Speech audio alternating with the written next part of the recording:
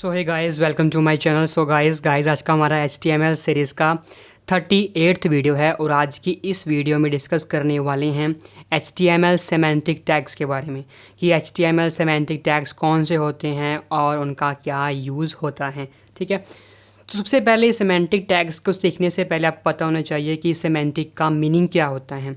तो सेमेंटिक का सिंपल सा मीनिंग है कि सेंटेंस जो होते हैं उनका कुछ ना कुछ मीनिंग होना चाहिए। ठीक है, यानी कि सेमेंटिक का मतलब मीनिंगफुल सेंटेंसेस। ठीक है, अब बात करते हैं कि मीनिंगफुल सेंटेंसेस HTML में कौन कौन से होते हैं, यानी कि सेमेंटिक कौन कौन से होते हैं।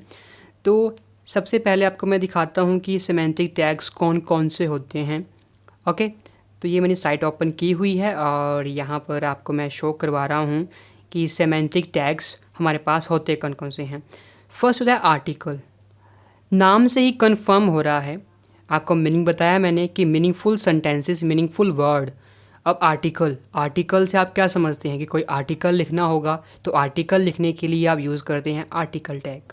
ओके, ये हमारा एक सेमेंटिक टैग है, यानी कि जिस भी टैग का कोई मीनिंगफुल मतलब हो।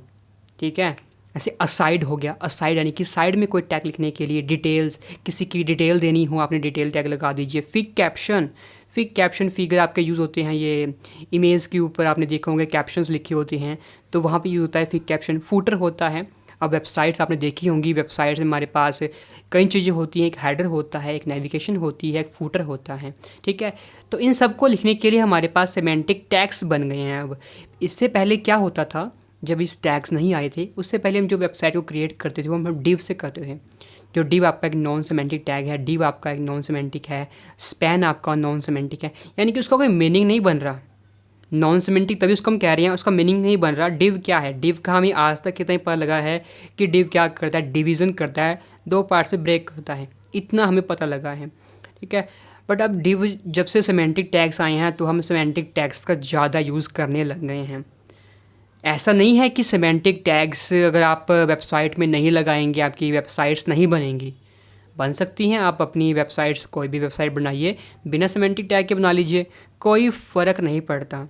बेसिक जो मेन जो मोटिव है, मेन जो पॉइंट यहाँ पे आता है वो होता है आपने वेबसाइट बना दी, बना कर उस सर्वर पे अपलोड कर दिया और उस वेबसाइट को आपने इंडेक्स करना हो, इसको टॉप पे लाना हो, इंडेक्सिंग करनी हो, तो वहाँ पे इन चीज़ का यूज़ होता है। अब आप तो देखो एक simple non semantic tags use करके वेबसाइट क्रिएट कर देंगे। अब वेबसाइट्स के जब वेबसाइट सर्वर पर जाएगी तो रोबोट्स को नहीं पता होता कि क्या टैग यहाँ पर क्या यूज़ किया गया है। ठीक है ना, डिव डिव डिव डिव हर जगह डिव होगा, आईडी बनी होंगी, क्लास बनी होंगी, तो रोबोट नहीं समझ सकता कि हाँ भाई ये क्लास किस लिए है, ये डिव किस लिए बनाया गया है।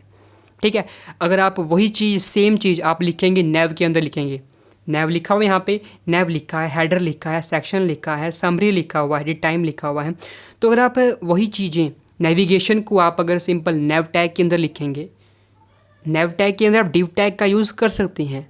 ठीक है, एक नेव एक सेक्शन बन जाएगा, नेव के अंदर आप डिव जितने मर्जी यूज़ कर लीजिए, कोई फ़र्क नहीं पड़ने वाला। बस एक ये होगा कि उस रोबोट को पता लग जाएगा कि हाँ भाई ये किस लिए यूज़ हुआ है, नेविगेशंस के लिए यूज़ हुआ है। फूटर किस लिए यूज़ होता है, एक फूटर वेबसाइट के फूटर के लिए यूज़ होता है। तो एसईओ पॉइंट ऑफ व्यू से सेमेंटिक टैग्स बहुत इंपॉर्टेंट रोल प्ले करते हैं। ठीक है, तो सेमेंटिक टैग्स का पता होना चाहिए। आने वाले फ्यूचर्स में सेमेंटिक टैग्स का यूज़ ही होने वाला है, अब भी हो रहा है और आगे भी इसका यूज़ होता रहेगा। ठीक है, बाकी आप वेबसाइट तो आप नॉन सेमेंटिक से बना सकते हैं, बस रैंकिंग के लिए, एसईओ के लिए आप सेमेंटिक टैग्स का यूज़ करें तो बेटर रहेगा। ठीक, आपको अब मैं यहाँ पर दिखा रहा हूँ कि फूटर किस लिए होता है। फूटर लिखने के लिए, फूटर आपने देखी है वेबसाइट में फूटर बने होते हैं, दिखाता हूँ अभी एग्जांपल से। एक हेडर होता है, वेबसाइट में हेडर लिखना हो, मेन, मार्क, नेव टैग, नेविगेशंस बार बनानी हो, सेक्शन बनाने हो, समरी लिखनी हो, टाइम लिखना, टाइम वगैरह दिखाना हो, तो वहाँ पे आप इसका यूज़ करते हैं। यहाँ पर आपको मैं स्ट्रक्चर दिखा रहा हूँ, एक वेबसाइट का स्ट्रक्चर ऐसा होता है। ठीक है, सबसे पहले होता है हेडर बना होता है, हेडर के जस्ट बाद नेव होता है, फिर सेक्शन, आर्टिकल, असाइड, फूटर। ये सारे जो टैग्स लिखे हुए हैं सेमेंटिक टैग्स हैं, इनका कुछ ना कुछ मीनिंग तो आपको पता ही है, मीनिंगफुल टैग्स हैं। तो मीनिंगफुल टैग्स को हम बोलते हैं सेमेंटिक टैग्स। आपको मैं एग्जांपल देता हूँ। मैं यहाँ पर अमेज़ोन की साइट ओपन की हुई है। देखिए सबसे पहले अमेज़ोन साइट में देखिए ऊपर अमेज़ोन का लोगो लगा हुआ है, फिर आपके पास डिलीवरी का यहाँ पर मैप्स लगा हुआ है पूरा, ठीक है। यहाँ पर सर्च बार लगा हुआ है, वहाँ पे कंट्री लगी हुई हैं, साइन इन कॉन्टैक्ट, सब कुछ यहाँ पर कार्ट के ऑप्शन। इसको हम बोलते हैं, टॉप वाले को बोलते हैं हेडर, ठीक है। हेडर के जस्ट नीचे देखिए नेविगेशन है, ये इसे बोलते हैं नेविगेशन बार। फिर आपके पास क्राउजल बना हुआ है, क्राउजल्स है ये सेम, ठीक है, जिसे हम बैनर बोलते हैं। आजकल ये एनिमेटेड बन गए हैं, ठीक है। सब कुछ सिखाएंगे आपको। फिर क्या प्रोडक्ट हैं, कंटेनर प्रोडक्ट लगे हुए हैं सब कुछ।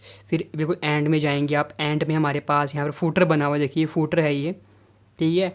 तो ये फूटर होता है। देखिए एक नेम से भी आपको कन्फर्म हो गया कि किस टैग का क्या वर्किंग है, और एसईओ पॉइंट ऑफ व्यू से तो वो इम्पॉर्टेंट हैं ही, ठीक है। बाकी आपको सिर्फ बताया मैंने कि सिमेंटिक टैग्स होते कौन से हैं। जब हम इसके बाद मैंने वेबसाइट से क्रिएट करनी है, जितना मैंने आपको सिखा दिया है उसके बिहाफ पे हम वेबसाइट को क्रिएट करेंगे, और पता होना चाहिए आपको कि कौन कौन से टैग्स होते हैं,